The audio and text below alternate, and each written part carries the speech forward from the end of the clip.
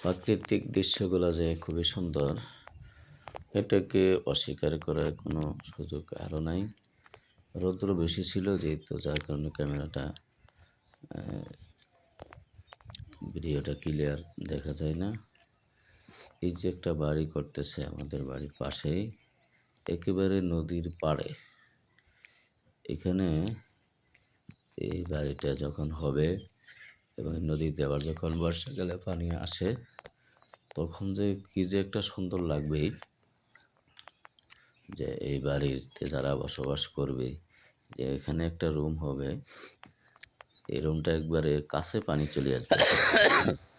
এখন তো শুকনো সিজন, পানি নাই। এদিকে একটা রুম হবে, যেটা একবারে এই রুমের থেকে ইচ্ছা করলে বালতি দিয়ে অথবা কিছু দিয়ে পানি নিতে পারবে, নদীর পানি। মানে এত সুন্দর একটা বাতাস এখানে আসবে যখন বাড়িটা হবে, এখানে এসে বসে থাকতে খুবই একটা ভালো লাগবে।